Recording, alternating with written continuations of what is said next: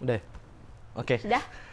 Oke, sekarang kita masuk ke Segmen 2. ya segmen 2 di Metox bersama Caca Rosyadi. Dan kita akan ngomongin soal Caca Rosyadi. Nggak enak banget, ngapain gue ngomongin Caca Rosyadi? Tahu lah. Gue kalau kemarin sama pembicara gue yang lain enak gitu bersama Abizar Al-Ghifari gitu, iya. bersama Valdo Maldini gitu. Sama banget emang. Cak Tarno gitu. Sekarang gue sama Caca Rosyadi. Sungguh sebuah Iya, sangat turun. penurunan. sekali. Emang anak ini sedikit gila. Nggak, tapi gini, ini gue sedikit kasih disclaimer aja ya. Sebenarnya seharusnya konten ini tuh naiknya tuh 2 minggu yang lalu. 2 minggu atau seminggu yang lalu. Seharusnya ya. Seharusnya interview gue sama Caca itu naiknya 2 minggu seminggu yang lalu. Guys, Tapi maaf, guys. pada saat itu gue Caca tuh berdua waktu itu sama temennya, sekarang ada di belakang HP gue nih. Bisa dibalik. Bisa masuk dong, masuk sini, masuk sini dulu, masuk sini dulu. Nah, Iya, itu iya. tangannya itu ya. Tangannya tuh. Itu tangannya tadi.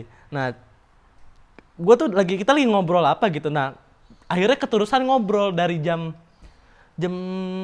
3-an ada kali ya, Jam setengah tiga. Jam setengah 3-an sampai maghrib. akhirnya maghrib. Sampai Isa.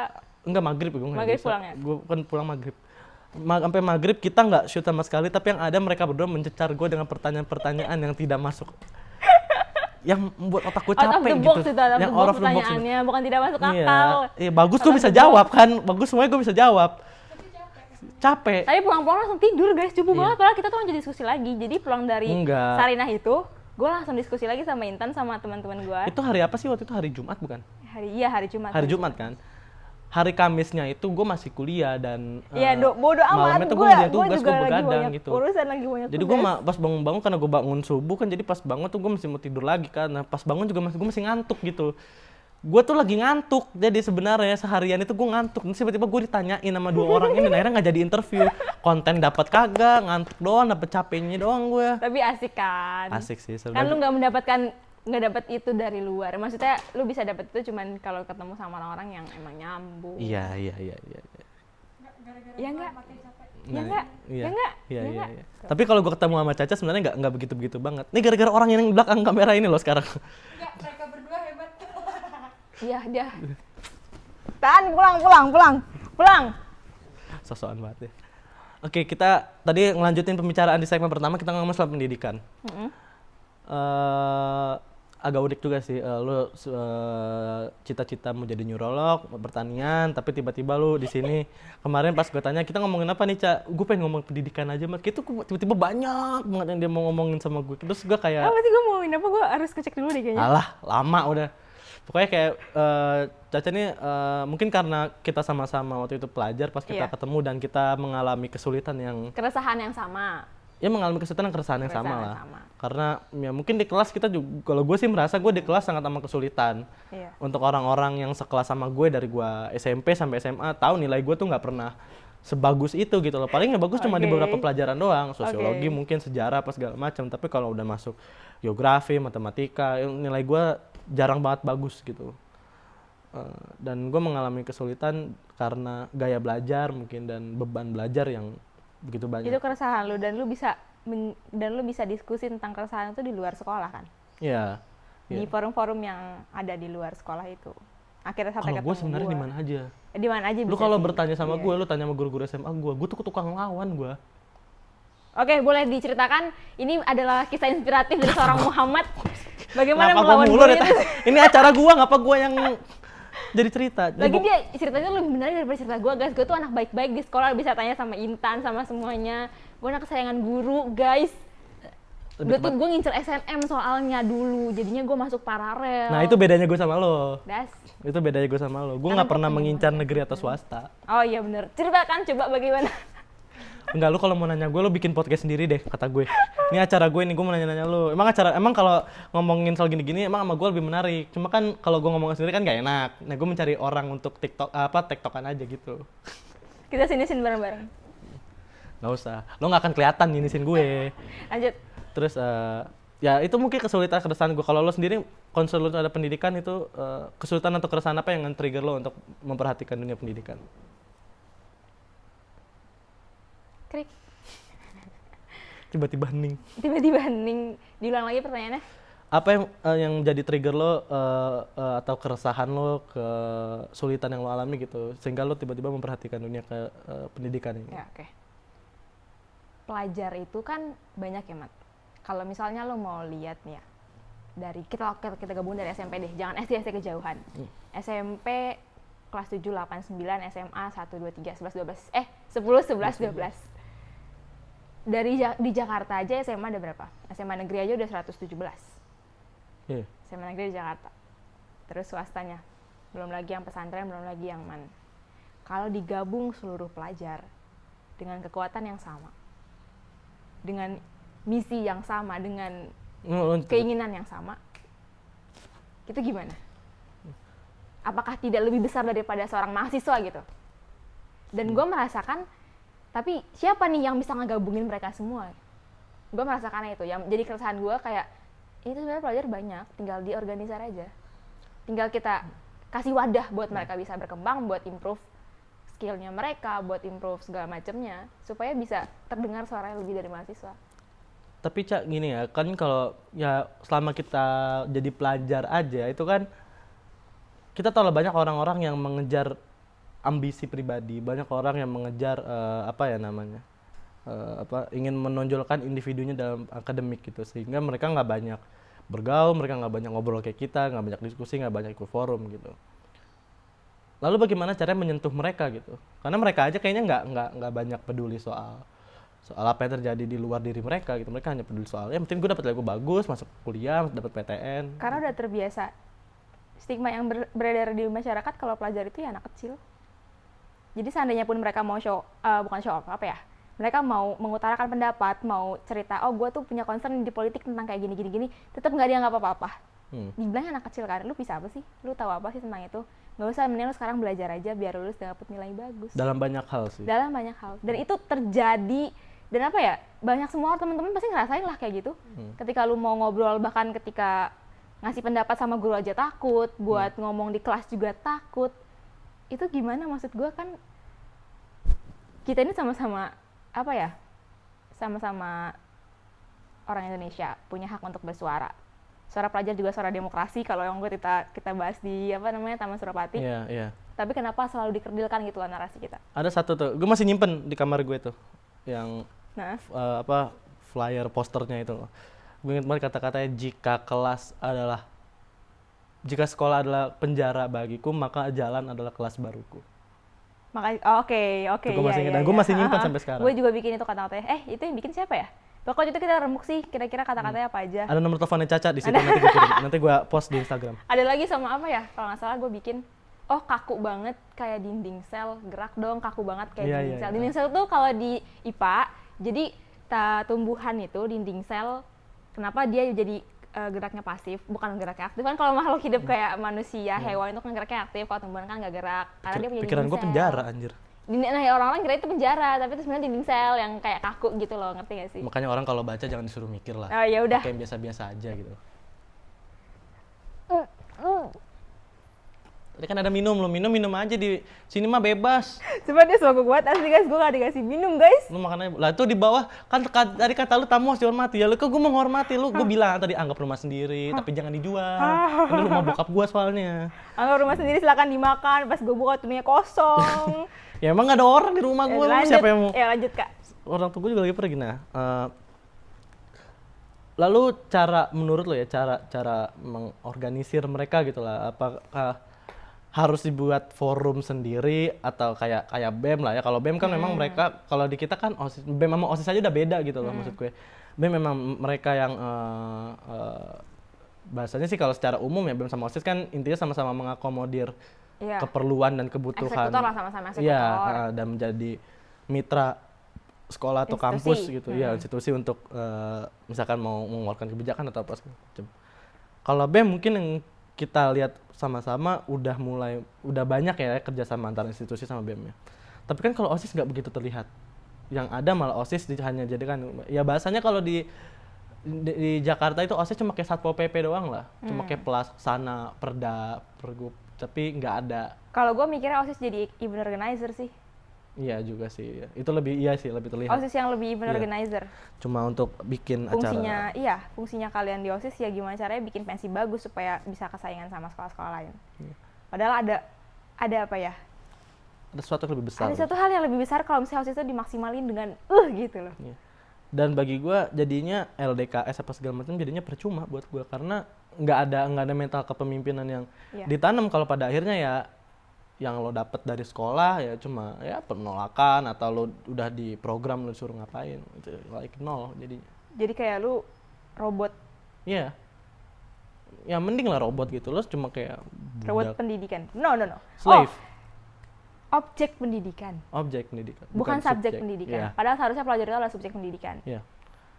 Jadi lu adalah korban-korban kurikulum, korban-korban Yes. kebijakan ya. Iya. Kita nggak pernah alhasil kita nggak pernah diajak ngomong juga sih ketika ada kurikulum berubah kita jangan kan kan nggak ngomong deh kayak buat kan seharusnya gue tuh pernah baca di artikel gini loh Mat. Jadi sedikit nyinggung teman-teman. Kalau misalnya bos BOP itu harusnya dilaporkan secara transparan, ditempel di dinding. Setidaknya ada papan berwujud papan gitu loh untuk Oke. laporan bos BOP. Bahkan dari artikel itu yang gue baca baru kurang lebih 52% sekolah yang ngirim laporan bos BOP ke Kemendikbud. Makanya Nadiem sekarang tuh mendesak supaya sekolah bikin laporan. Dan laporannya juga harus ada bukti fisiknya di sekolah. Sekolah lo gimana, ada nggak? Seperti nggak ada sih. Sekolah gue, kalau gue terakhir lulus sih kayaknya nggak ada ya. Ya, sekolah gue juga terakhir gue lulus nggak ada.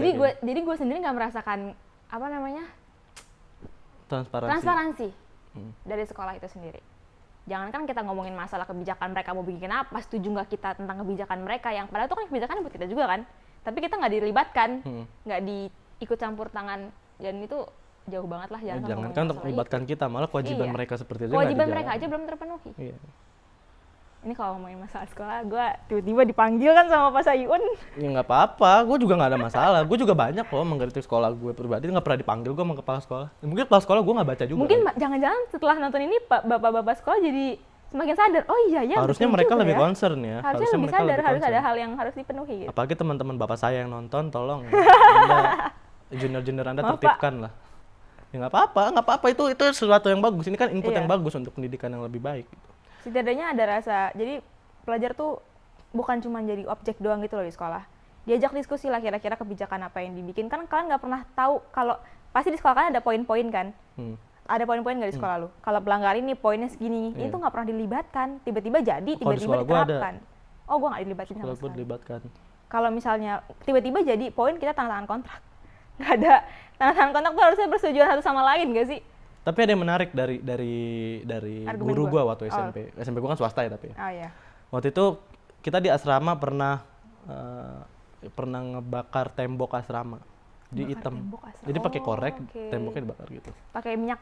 Enggak, pakai minyak dikorek aja gitu. Kan kalau nggak salah waktu itu kan di belakang asrama itu kan cuma disekat-sekat doang. Jadi kayak ada apa namanya? Ada nggak tahu tembok pokoknya apa ada yang dibakar gitu. Jadi ada item-item gitu.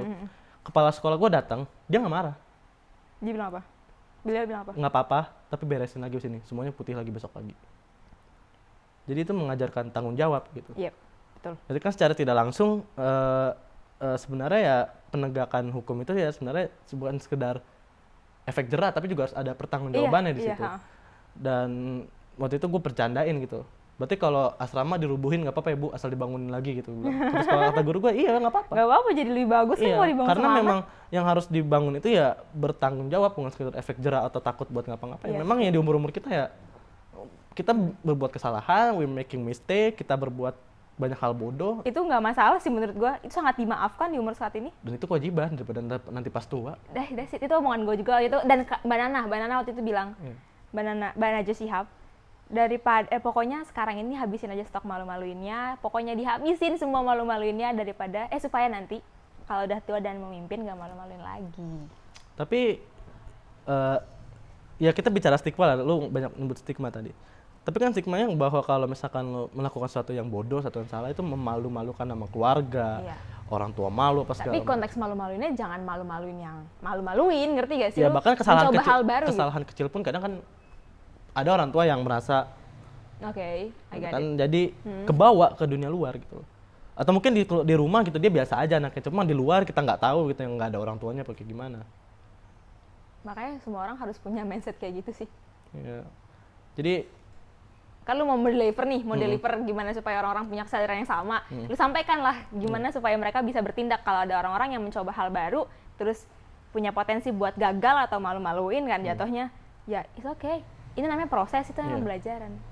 Lu nggak bisa belajar dari lu bisa belajar dari kegagalan. Ini berarti kita udah ngomonginnya pendidikan di luar sekolah juga, di keluarga Iya. apa segala macam. Kita mulai dari pendidikan di keluarga dulu karena di sekolah Oke. kita masih ada waktu banyak lah nih.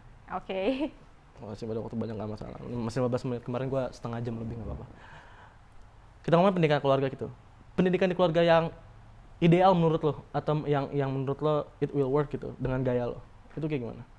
If you're being a mom atau lo sebagai seorang anak gitu, Oke. melihat ibu lo seperti apa, lo pernah nggak ada perasaan kayak ibu gue harusnya nggak kayak gini, harusnya ibu gue kayak gini gitu, yang akhirnya membentuk Oke. visi lo menjadi Kalau seorang- dari gue sendiri, gue kalau misalnya nanti jadi mama, gue mau jadi teman buat nyokap gue lagi.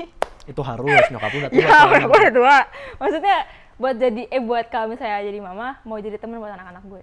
Jadi gue ngomong sama anak gue ya jadi teman aja, kayak teman gimana sih lo curhat, saling terbuka, saling ya tapi meskipun pasti ada yang nanya nanti kalau gitu anaknya nggak sopan dong, ntar anaknya berarti nggak menjunjung kehormatan lah ini segala macam. Terus Kalau kayak gitu bukan lebih segan nggak sih biasanya kalau anak? kalau gue merasanya iya, gue malah lebih Iya. segan. Cuma Mama kalau- gue tuh lebih respect sama gue. Iya, kalau orang tua yang keras kayak gitu malah kita kayak lost respect gitu. malah jadi males. Iya, Kayak ya udah, kayak udah kayak ya gitu. udahlah, malah bandel nggak sih lu, malah Iya. berontak. Lu tuh dikerasin malah berontak. Kalau gue Iya. makanya mendingan jadi temen. Iya. Jadi lu curhat lebih enak. Jujur gue tuh nggak pernah cerita lo masalah gue suka sama siapa, atau gue di sekolah kayak gimana sama orang tua gue tuh jarang. Mungkin baru pas kuliah ini kalau ada masalah gue cerita, karena udah bingung banget kan mau kayak gimana. Gue dari dulu nggak pernah cerita. Nah kenapa? Nggak tahu, nggak into aja maksud gue. Kadang nggak nyambung karena gap umur gue sama orang tua Oh gue iya jauh. sih, karena gap umur. Iya. Kalau Iya gua- Tan, iya tahu Tan, iya gue tahu ini cerita lu juga, makanya gue masukin. Gue tahu. Lu mau masuk aja sini, Lu Tan, mau lu masuk duduk aja sini sekalian? Sekalian mainnya ada 2 nggak? Ada 3 nggak? Nggak ada sih, lu berdua dah. Iya, jadi gapnya terlalu jauh, jadi nggak relate. Iya, makanya gue pengen banget jadi temen, pengen jadi Iya. temen buat anak-anak gue. Dan mungkin karena ngeliat orang tua gue Ini gapnya. gue jauh banget ngomongin anak, ya Allah. Ya nggak apa-apa, it's Astagfirullahaladzim. vision man, it's vision, nggak Ya, apa-apa. oke. Ini jadi pelajaran, Mbak. Kadang orang yang cuma mikirin 5 tahun, 10 tahun gitu, udah 10 tahun, udah 15 tahun, dia bingung mau ngapain. Iya, benar. Itu bagus. Dan kadang itu yang jadi trigger gue untuk menjadi seorang orang tua yang di usia muda sih sebenarnya. Gue pengen menikah muda karena Supaya nggak banyak gap yang, supaya gap yang kejauhan. iya, dan ketika anak gue, misalkan anak gue udah segue gitu, misalkan dia kan masih harus kuliah, masih harus apa segala macem, gue harus bisa catch up gitu. Dan kalau dia cuma bisa punya dosen yang di kampusnya atau teman sekolahnya, terus Iya benar. ya gue pengen aja gitu berkontribusi di pendidikan anak gue. Iya. Kayak sekarang kan gue mencoba untuk beli banyak buku lah ya. Lu juga kan gue pinjemin tuh buku gue 2 ya. Thank you, Mat. Lagi Iya. gue baca yang Teach Like Finland. Iya. Ya ketika kan itu bisa gue wariskan gitu ke anak gue, ketika misalkan gue sekarang di HI gitu, anak gue kalau misalkan anak gue mau masuk HI, politik atau filsafat, kan dia juga bisa minjem buku gue atau kita bisa belajar bareng, ngobrol bareng gitu. Iya, itu sih yang gue paling pengenin adalah diskusi bareng sama anak, itu seru banget kayaknya. Iya, karena Cerita masalahnya apa, keresahannya apa, terus kayak problem solving bareng-bareng tentang itu. Ih. karena kalau misalkan gue punya anak kayak gue gitu, ini gue jujur aja terbuka Kayaknya karena akan kan jadi seperti lu sih, Mat, karena bapaknya lu. iya gitu. Kecuali bapaknya Zain Malik gitu kan. Dia baru Dia Zain punya nggak sih anak tadi? loh. Dia punya Dia anak. Zainin nggak sih kalau lahir tuh Zain Malik? Iya. Tolong tanya Nggak Zain diazanin. sama siapa? Gigi Hadid. Nggak Tadi diazanin. pas lahiran dia Tidak diazankan. Karena perbedaan. Diazanin itu budaya sebenarnya. Sebenarnya iya secara sih, syariat benar. tuh nggak ada. Ini boleh nggak usah ngomongin Oh iya, agama. iya, lanjut. Gue salah di demo lagi gue. Ya gue pengen gitu ngobrol, gue bisa mewariskan buku ke anak-anak gue gitu. Karena kalau anak kayak gue gitu, gue kan bingung juga kan, bokap gue lulus lulus kuliah aja S1 S2, mungkin orang tua lu belum nikah, belum ketemu malahan. Tahun berapa? Maybe 80s or 90s. Oh iya, benar fix. Maybe Nyokap 80s gue or baru nikah 90s ya. 97. Iya, 80s or 90s gitu. Bokap gue lulus S1-nya. S2-nya sih gue lupa ya kapan. Kayaknya sih sekitar 90s atau tahun 2000-an juga atau. Tapi jelas waktu itu gue masih kecil gitu. Ya seinget gue waktu itu bokap gue masih sering buka laptop tapi nggak tahu itu ngerjain tesis atau apa ya. Atau kerja gitu. Jadi kadang walaupun gue bertanya soal politik, soal filsafat, soal hubungan internasional gitu kan, kadang ya orang tua gue nggak paham gitu. Kadang manajemen juga orang tua gue juga Dan nggak udah paham. beda nggak sih zamannya, zaman nyokap zaman bokap lo dulu gimana? At least Pendidikannya di kampus. oh iya, itu kan membentuk seseorang gitu. Iya. It's membentuk seseorang. Jadi ya gue pribadi juga tidak perlu menyalahkan dia gitu, karena ya memang mungkin dulu dididiknya ya seperti itu Ya, gitu oke. ya, outputnya seperti ini ya memang ya udah gitu. Iya, benar. Jadi ya gue menyesuaikan diri aja gitu. Kadang kalau emang ya kayak tadi lah, kalau misalkan gue cerita orang yang gue suka kan bisa di kepret gue ntar. Iya, makanya. Makanya Itu iya. maksud gue. Jadi gue kan kalau misalnya cerita mungkin malah lebih terbuka, lebih Iya. enak gak sih ngobrolnya?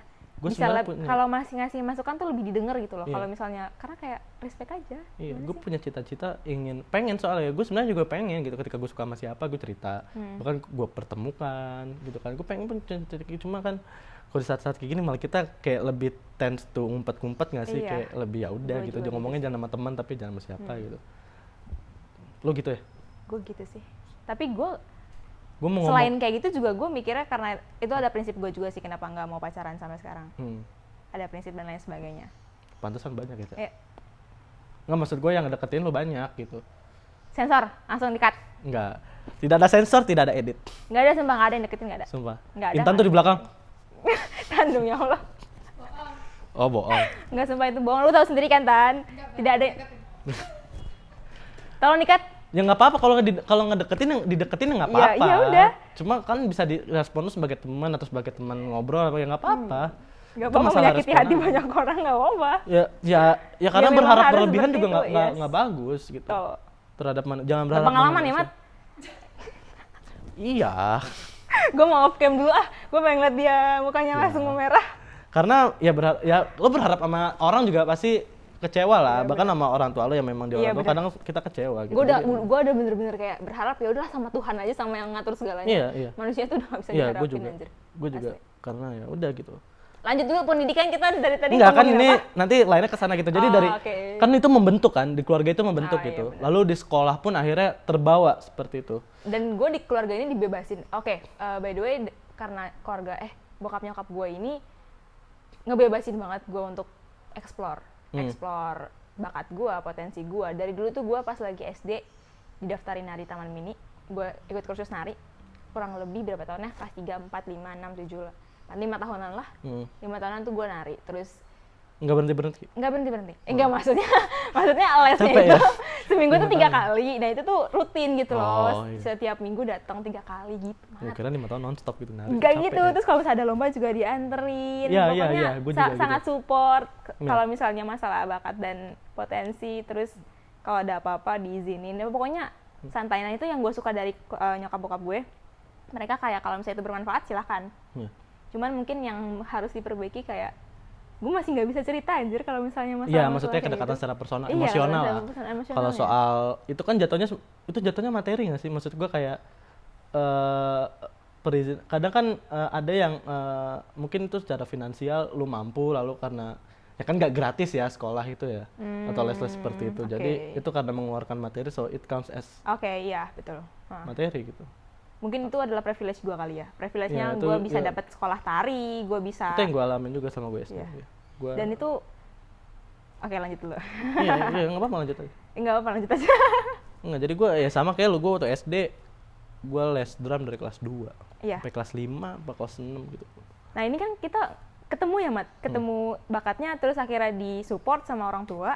Alhamdulillah juga bisa support. Terus teman-teman yang nggak bisa punya privilege yang sama gitu sama kita. Ya, Nah akses. itu jadinya problem baru juga sih menurut gue. Ya itu Jangankan ketika mereka kayak gimana ya, jadinya tuh mereka mikirnya, oh gue nggak bisa apa-apa. Padahal bukan nggak bisa apa-apa, mereka tuh belum nemu tempat yang pas aja. Kalau di pertanian tuh tanah itu kalau misalnya definisi tanah itu beda-beda di setiap tempat. Kalau di dalam rumah kotoran, ganggu. Kalau misalnya di proyek sipil nih, pasti kalian kalau misalnya lagi ngebor tanah itu pasti tanahnya dibuang. Di pertambangan juga tanahnya dibuang, sampah lah ya, nggak guna tanah-tanah itu. Tapi kalau di pertanian gimana?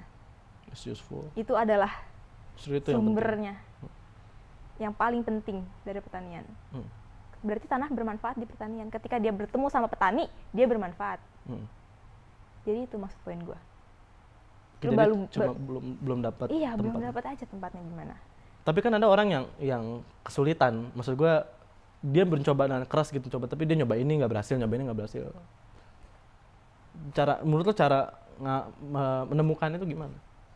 Cara menemukan gimana maksudnya? Cara menemukan passion dia, bakat dia. Oh, passionnya dia. Nggak berhasil terus mau berhenti gitu langsung. Iya gitu, kayak gue tuh capek gitu, gue tuh bingung bakat gue apa. Support aja. Tetap disupport buat terus cari. Kalau yang gue saranin adalah jangan banyak megang HP sih. Jangan banyak megang HP. Karena megang HP itu bisa mengusir kebosanan gitu. Karena kan HP itu mempermudah segalanya kan. Oh, maksud lu biar mereka nggak males nyari bakat dan potensinya gitu. Iya, karena kalau HP itu kan dia bisa mengusir kebosanan. Iya. Apapun yang terjadi gitu, lu di HP bisa nyari apa aja lah. Lu bisa nyari apa aja, bisa nonton apa aja, dengerin apa aja gitu. Jadi hidup lu tuh kayak less challenging. Iya. Dan ketika lo lepas HP tuh lo kayak pasti bosen, kayak Iya, uring-uringan ngapain. Akhirnya lo bisa menemukan bakat lo di situ. Karena bagi gue tuh HP ya seperti pisau sih. Kalau gue ya gue setuju juga HP. Tapi kalau gue lebih setuju lagi beda-beda orang ya kan. Pertama, terus juga yang kedua apa namanya? Kenapa dia bisa kayak gitu? Mungkin dari latar belakang keluarganya. Iya. Dan kita nggak tahu itu kayak gimana. Terus keluarganya supportnya seperti apa. Makanya gue bilang support itu important banget sih. Titipan ya ini. Enggak sih, nggak titipan. Oh, titipan. Gimana? Kalau yang di belakang layar, gue merasanya ini lebih ke support. Makanya tadi gue pertama kali sebut adalah support. Kalau misalnya dia nggak dapat support dari internal, eksternalnya harus dapat support. Iya. Setidaknya dikasih wadah. Dikasih wadah untuk bisa improve di situ. Karena kayaknya ini nggak tahu feeling gue doang ya, tapi kebanyakan orang-orang yang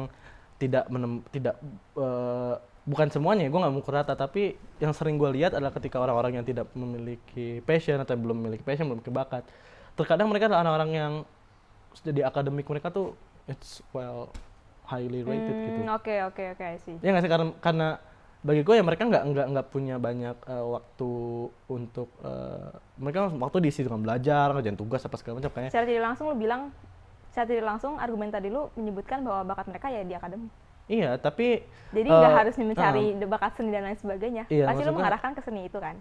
Nggak ke sini doang sih. Di luar akademik. Nggak, maksud gue bakat dalam artian gini, something that you love gitu. Kadang mereka nggak punya waktu untuk melakukan yang mereka suka atau mereka mencari yang mereka suka gitu. Mungkin belajar suka kali, mereka tuh suka belajar. Tapi mostly yang gue tahu dari mereka adalah mereka cuma ya udahlah di depan gue belajar itu terjadi apa, yang ngikutin aja lah. Kebanyakan dari teman-teman gue begitu soalnya mereka. Bahkan kalau gue tanya temen gue masih ada yang pengen jadi PNS.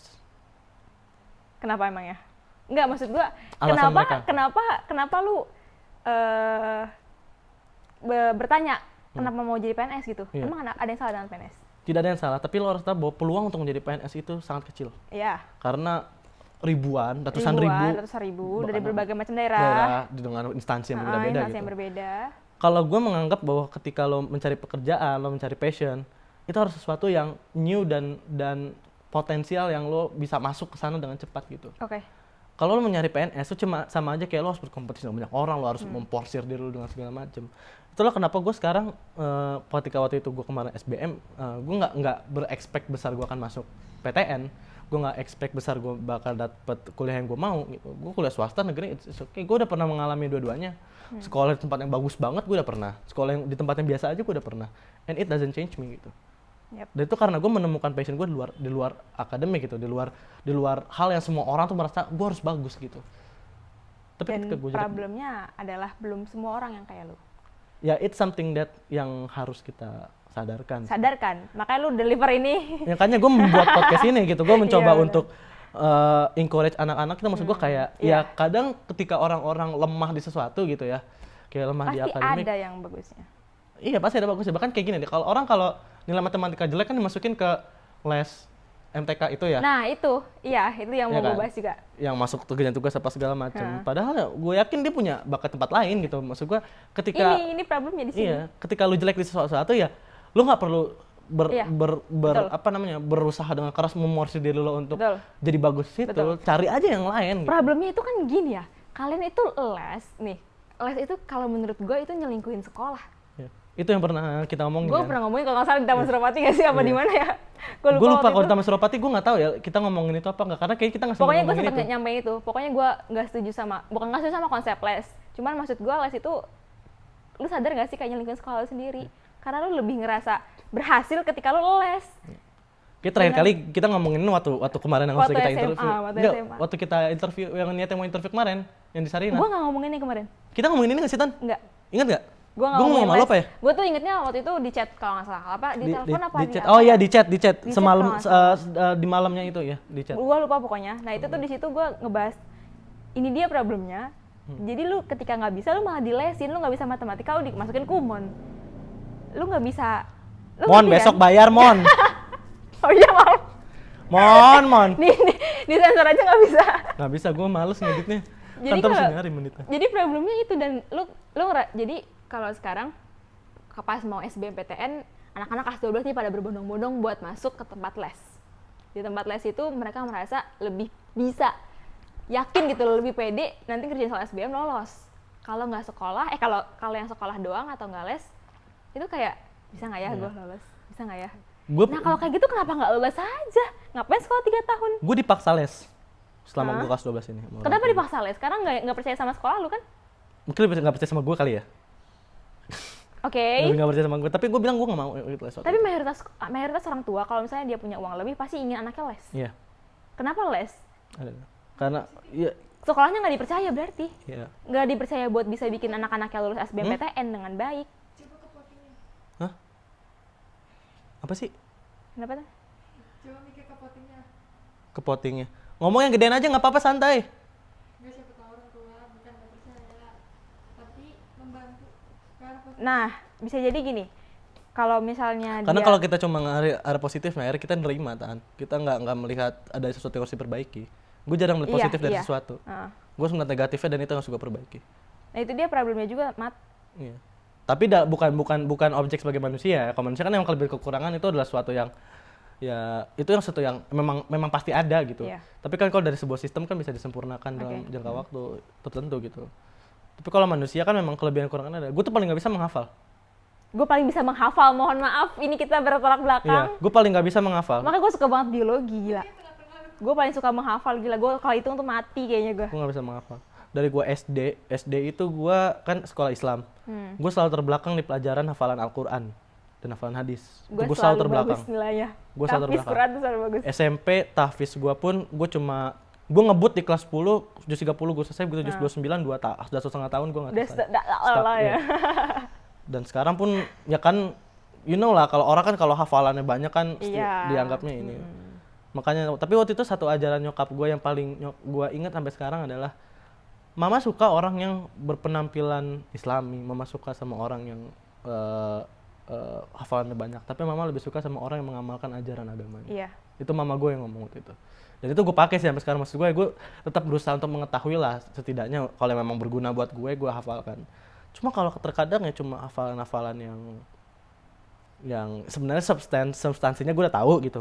Tapi kalau Arabnya suruh ngafalin gue I'm sorry gitu, gue nggak bisa gitu. Karena bukan masalah gue nggak mau, emang otak gue nggak bisa kayak gitu. Di semua pelajaran. Dan itu nggak usah dipaksa, Mat. Itu adalah ya lu gak bisa itu ya udah selesai gitu kan. Gue tidak memaksa diri gue. Oke. Lo tau kan arahnya kemana? Jadi kita nggak usah lanjut ya. Gak usah lanjut. Takutnya orangnya nonton. Tiba-tiba ntar lu diusir kan. Iya. Bahaya. Ntar gue dipanggil. Ya, tapi intinya itu gue nggak bisa menghafal. Makanya pelajaran ekonomi gue jelek. Walaupun kan ekonomi kan masukin angka doang kan. Tadi kan ada hafalan kayak GDP gitu-gitunya kan. Ya kalau GDP gitu gue masih oke lah, karena kan Oke, sering denger oke, di oke, berita oke. gitu. Oh iya. Tapi kalau udah suruh kayak Literasi itu penting banget iya, sih. kayak apa memasukkan angka, ini masukinnya ke sini, masukin ke sini tuh gue nggak bisa. Karena kan ada istilah-istilah yang kayak penyusutan, pengapa segala macam di ekonomi itu gue nggak bisa. Gue nggak bisa akuntansi. Gue justru adalah orang yang paling bisa ngapal daripada menghitung. Tolong teman-teman, jangan suruh saya menghitung. Lo mendingan nyuruh gue analisis deh. Analisis, Iya, mengurai, analisis juga review, sama. itu gue masih bisa. Tapi gue kalau menghitung tuh masih bisa lah kayak matematika dasar. Iya, ya tambah Kayak- kali kurang kali. Ya tambah bukan kurang matematika kali dasar kali. tambah kali kurang, maksudnya yang kayak Aljabar gitu-gitu. kayak SBM kemarin aja lah TPS itu. Itu masih standar. Gue masih oke lah karena Masih oke lah. itu main logika. Main logika juga. Main logika. Main cepet-cepetan trik juga. Iya. Jadi kayak oke lah. Gue kalau udah masuk aljabar, persamaan diferensial apa segala itu gue nggak bisa. Nah ini masalahnya dipaksakan kan untuk bisa semuanya. Makanya kenapa yang nggak bisa malah disuruh les. Iya. Kalau setahu gue ya ada satu kurikulum IB itu sebenarnya matematikanya itu dibagi jadi 3. Ada yang standar, intermediate sama advance. Advance. Gitu. Jadi mereka nggak wajib mengambil Basic nggak dipukul rata buat mereka. Jadi kalau masa ini lemah ya udah lo ngambil yang standar aja. Yang gitu. basic aja. Yang basic. Kalau ngerasa ya gue kayaknya agak bisa di intermediate. Kalau udah Intermediate. jago banget advance. Gitu. Kalau anak-anak olim advance. Iya, kalau anak-anak ambis gitu yang biasanya tasnya seragam tau nggak lo? Anak pintar kan memang tasnya sama kan? Astagfirullahaladzim, parah banget. Teman-teman ini kalian Iya. dikelompokkan sama dia. Bukan dikelompokan, diklasifikasi. tapi kenyataannya gimana? Enggak juga. Tapi kebanyakan sama kan? Bentuknya kayak gitu. Enggak juga. Kebanyakan sama bentuknya. Enggak juga sumpah. Sumpah di sekolah gue ya, ini yang gue lihat ya. Kayak kalau anak ambis tuh bisa kelihatan dari tas loh. Dari tas sama dari baju. Tasnya gede gitu. Iya. Bajunya gede, enggak dipotong-potong. Beberapa iya, cuma tergantung ya. Lu mengklasifikasikan mereka berarti. Gue tidak mengklasifikasikan mereka. Kalau lu ngasih mereka secara sentimen enggak, tapi kan buktinya ada. Oke, selalu. Buktinya ada gitu. Mau nggak mau ya buktinya ada gitu. Jadi ya gitu.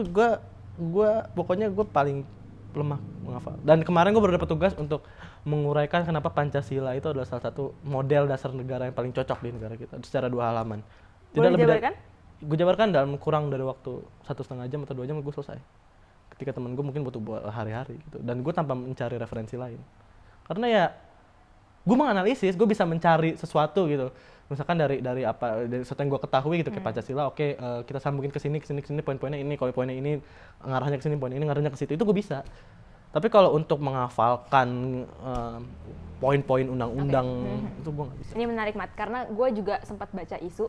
Jadi diproyeksikan kalau misalnya perusahaan-perusahaan besar itu suatu saat nih dia malah bisa jadi lebih mengedepankan alumni-alumni dari kredensial mikro, dari modular education yang cuman ikutan kursus nih, misalnya kursus desain, dapat sertifikat lulus dari kursus desain itu selama sekian bulan misalnya, itu lebih diterima kerja di perusahaan daripada lulusan universitas yang general. Karena itu spesialisasi itu lebih dikedepankan nanti.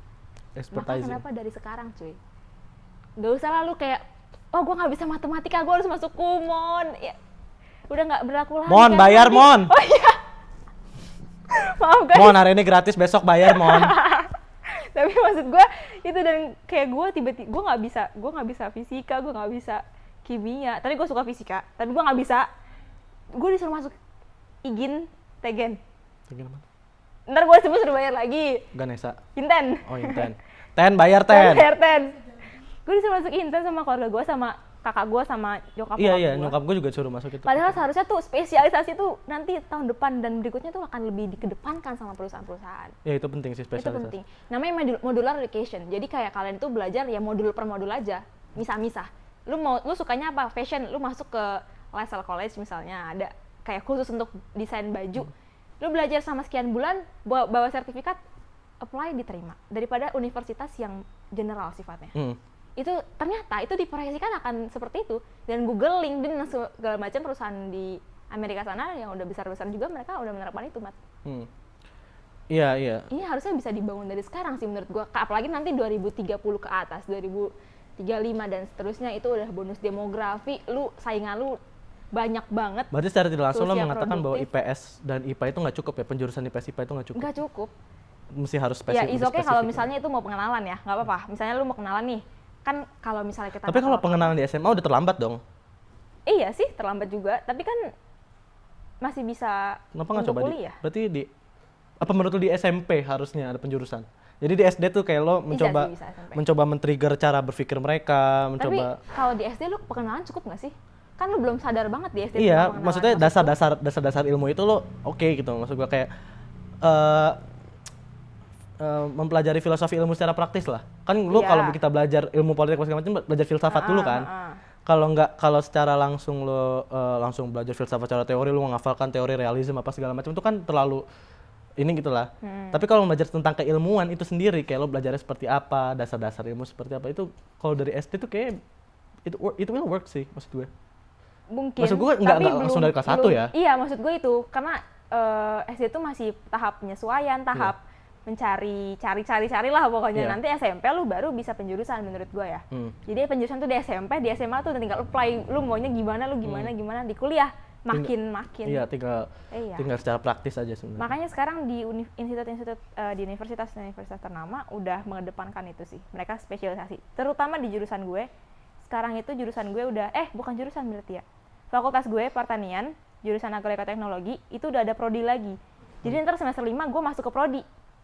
Ada namanya Hama dan HBT. Maaf kakak, saya lupa lagi namanya. Oh, ini ngambil yang pilihan itu ya? Lo ngambil mata kuliah sendiri? Iya, jadi gue juga ada. Gue nanti nih agroekoteknologi semester 5 gue bisa ngambil agronomi atau enggak budidaya pertanian atau enggak teknologi. Pokoknya macam-macam. Ada kurang lebih 5 atau 7 prodi. Ya, gue juga ada. Jadi spesialis. Iya, gue juga ada regional study sih. Kayak lu bisa ngambil studi tentang politik di Asia, Eropa, Iya, Amerika, iya Afrika. kayak gitu, Mat. Dan itu ternyata lebih penting dan lebih dipakai nanti untuk tahun berikutnya. Ya, gue nggak tahu ya kalau di bidang lain ya. Cuma kan kalau di bidang HI di gue memang kan tiap Harus general ya? kebudayaan kan berbeda Iya gitu. sih. Secara politiknya di Eropa berbeda, di Amerika berbeda Iya, gitu, di betul. Asia beda, Afrika juga beda. Jadi memang And you should learn about it. ya Kayak you can semuanya. choose gitu. Iya. You can Oh, choose oke. gitu. Secara mungkin kayak sekarang gitu gue bisa gue belajar dasarnya dulu gitu. Gue belajar teori-teori fundalisme apa segala macam gitu. Tapi ya memang akhirnya ya kita harus milih gitu mau belajar apa gitu. Iya, benar. Entah mungkin politik, belajar HI kan nggak cuma politik, ya bisa bisnis, bisa apa segala macam. Mungkin yang gue bahas di sini tekniknya yang kayak pekerjaan-pekerjaan yang bisa dipecah-pecah kayak gitu ya. Misalnya IT, terus Iya. desain, terus penjahit kayak gitu-gitu kan. Hmm. Kayak itu bisa didapetin dari luar institusi. Nah, ini setelah ini problem berikutnya adalah kemauan masyarakat di Indonesia untuk menginvestasikan uangnya untuk pendidikan. Yes. Seberapa banyak sih orang-orang yang mau menginvestasikan gitu kan? Iya. Udah disediain berbagai macam Nggak usah ngomongin pendidikan dulu ya, kayak sekolah yang bayar SPP gitu ya. Beli buku aja orang masih beli mikir. buku aja orang masih mikir. Beli buku 250.000. Gue kalau misalnya bukunya bagus nih, ambil. Sejarahnya kira-kira bisa dikulik, ambil. Gue terakhir kali beli buku mahal tuh leader. Yang buku itu sih yang lu kasih ke gue. Bukan, itu leader yang most likely to succeed ya. Enggak, itu gue beli 200-300 itu.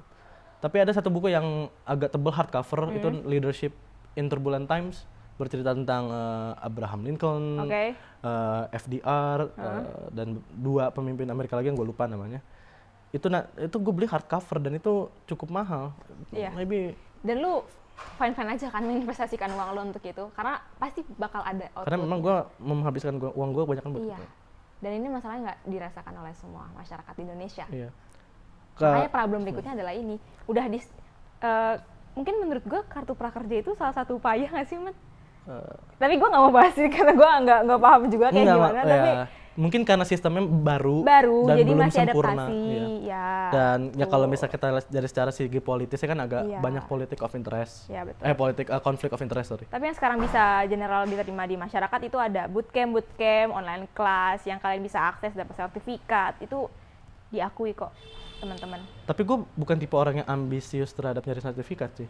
Sertifikatnya itu sertifikat kualifikasi diri. Misalnya lu udah ikutan kursus apa, bukan sertifikat seminar ya. Kalau sertifikat seminar mah iya mungkin itu anak-anak kampus yang ngejar event. Iya kayaknya. Maksud gue sertifikat yang kayak gue nih, sertifikat nari. Oh, berarti kayak kursus Iya, gitu kursus ya? itu maksud gue itu modular education namanya. Jadi kalau sekarang itu yang gue bilang, gue nggak usah kuliah jurusan tari, tapi gue punya sertifikat tari itu berarti 6 tahun tadi gue nari berarti ada kurang lebih 12 sertifikat. Oke. Mau ngapain? Di kamar, di gelas kopi di kamar. Nggak apa-apa, santai It's aja. okay, santai aja. Kemarin gue di shooting outdoor ada moge lewat berisik. Anjir. Gue berhenti berapa detik, santai aja. Santai aja. Di gelas fore. Yang sama Bizar ya? Di rak, iya. Di gelas fore. Nonton tuh gue. Fore bayar besok fore ya. Fore bayar besok fore. Gue juga ada sertifikat bahasa Inggris. Iya, itu juga. Ya. Dan itu ya bukan mau sombong, tapi nilai gue excellent semua. Oke, It's always tapi itu berarti bisa dipakai untuk lo apply jadi translator misalnya. Sejauh ini nggak pernah kepake sih. Ya kan kalau misalnya nanti tahun-tahun berikutnya ternyata Sepertinya nggak akan gue pakai juga karena gue nggak ada ke sana. Baik, Gue bahasa Inggris ya karena gue suka aja gitu. sama sih sebenarnya gue juga suka aja sama nari. Iya. Karena ya siapa lagi yang melestarikan kalau bukan Iya. gue. Ya kalau bukan gue, maksudnya kalau bukan kita. Gitu ya. Iya. Seru sih kalau ngomongin masalah Oke. kayak gini. Kita udah ngomong soal modular education, learning dan lain-lain gitu ya. harus nggak sih pendidikan formal eh, switch yang tadinya formal education lalu memasukkan lebih banyak tipe-tipe pembelajaran kayak gini ke sekolah itu menurut lo? Kalau bisa kenapa enggak? Kalau bisa kenapa enggak? Kan pertanyaan kalau bisa. Nah, khawatirnya Bisa sih. adaptasinya ini. Pertama adaptasinya, terus Ya ini bukan, kalau ngomongin pendidikan itu bukan pekerjaan setahun 2 tahun sih. iya memang. betul. Jangka panjang. Jangka panjang. Cuman kan Kalau nggak dimulai ya kapan? kalau nggak dimulai kapan? Dan kalau misalnya bisa, ya udah gas aja terus. Daripada sayang lu general mulu, jadi orang jadi kayak gimana Tapi ya? kan lu pendidikan kita paham banyak kan? kepentingan. Kayak Ini dia, misalkan Mat. nanti ada pesanan dari KPK, tolong masukin pendidikan anti korupsi. Wah, pendidikan Tapi anti itu nggak korupsi. masalah. Kalau itu Pendidikan nggak tentang masalah. dari Kementerian Lingkungan Hidup, tolong tentang menjaga lingkungan masuk semua di kementerian ini, masuk semua dari LSM ini, iya masuk itu emang semua. banyak intervensi pasti. Iya. Intervensi itu pasti ada di Tapi mana-mana. tidak, mereka tuh selalu memasukkan pendidikan itu secara implisit, maksud gua harus tertulis dan harus ada bab khususnya gitu, Yap. tidak secara selalu secara eksplisit, tidak secara implisit. Dan lu gitu. tidak menyukai hal itu. Sebenarnya gini ya, Pendapatmu maksudnya gimana? dibentuk itu mindset, bukan hanya sekedar mengajarkan jangan korupsi, jangan mencuri, jangan ini apa segala macam. Tapi bagaimana cara membentuk karakter Itu yang seseorang jangan ke diajarkan. sana gitu, tanpa perlu lo harus mengatakan bahwa jangan mencuri, jangan apa segala macam. Itu yang diajarkan. By the way, gue aktif di KPK dulu waktu SD. Hah. Dari kelas 4, 5, 6 Iya. lah. Di situ gue aktif di Dikianmas, pendidikan pelayanan masyarakat. Jadi gue paham betul gimana mereka mendeliver Hmm. nilai-nilai integritas itu. Hmm. Ada kok lu berjudil siapa namanya? Jujur, peduli, mandiri. Pokoknya banyaklah disiplin dan sebagainya macam. Dan itu bukan lagi kayak lu ngomong, tolong teman-teman ya jangan korupsi, ini adalah zaman dimana kalian harus bla bla bla, itu udah basi banget. Yang disampaikan untuk anak-anak PAUD dengan dongeng, dengan cerita. Gua Tapi justru storyteller. sekarang kan boomers yang banyak melakukan kayak gitu. Gimana? Boomers, Baby boomers. iya. Orang-orang boomers dari generasi boomers yang jangan korupsi. anti Oh korupsi. iya, makanya kan sekarang di Kianmas itu di rebranding.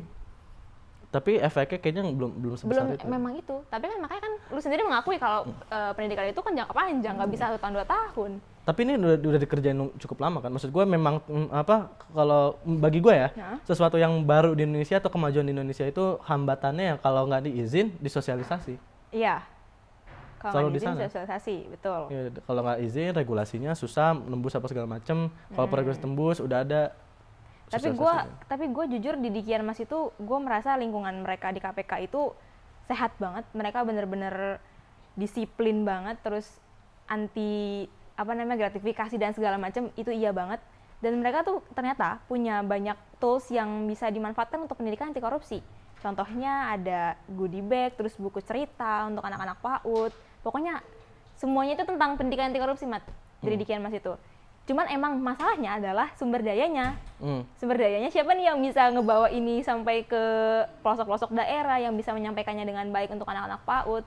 Makanya kemarin tuh gue sempat bikin komunitas juga namanya Gerakan Jakarta Bercerita Anti Korupsi. Itu dari dari nyokap gue juga bantuin perizinan. Gak apa-apa Tan, santai. Santai kok. Santai Tan.